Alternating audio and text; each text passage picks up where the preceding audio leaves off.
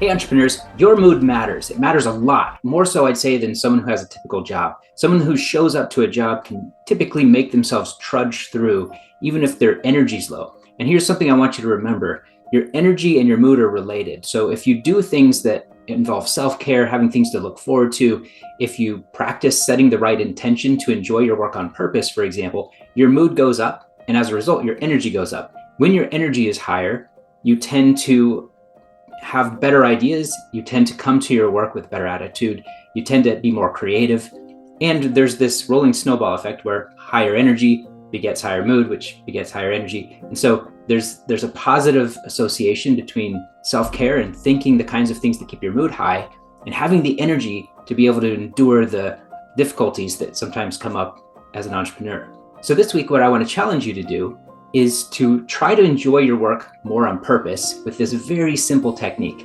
I'd like you to start your workday by just telling yourself and trying to live and embody this reality that you love your work. Say, I love my work. And just notice how it increases your energy. Think about the things you have on your plate today, even if they're mostly just mundane things. And especially if it's something you typically would feel like drains your energy or is difficult or is hard to trudge through. And say to yourself, I love my work. I love that I get to show up and do this stuff.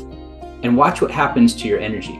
If this is something that you find challenging, you think, but isn't that fake? Like, why would that work? Just keep in mind that just something as simple as watering plants or mowing the lawn, you can apply this concept to something that's just an everyday activity. The way you do it is you bring more of your attention into whatever you're doing. You get more interested in it. So if I try to mow the lawn really well and I get interested in how well am I doing, what speed am I doing this at, it's going to actually be more enjoyable than if I just trudge through it and I'm just like, I hate this, but I have to do it. And the same is true if I'm doing something like my taxes. If I hate doing taxes, I find it this annoying, always another obstacle sort of thing. If I instead approach it as a game and I say, I love the opportunity to try to sort through and figure this stuff out.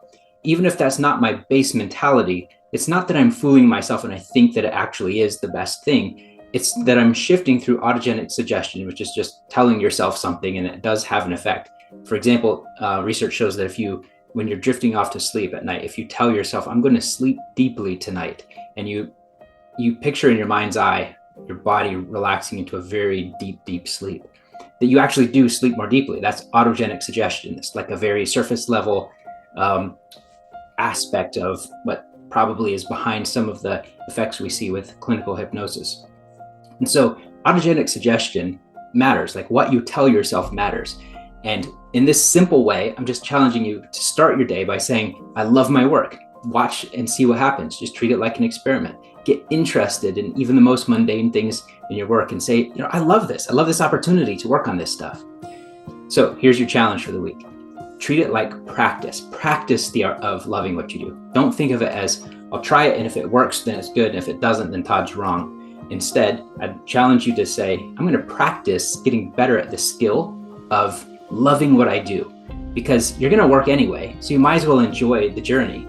And if you keep building on that skill, you'll actually get better at it over time to where you'll enjoy your work more and more and more. And you've kind of already won before you get many of the rewards and the prizes of the external stuff that a lot of you guys are going for, because the journey itself becomes more of a win.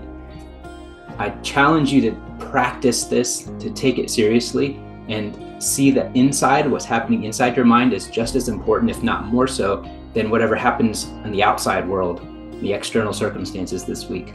Talk to you again soon.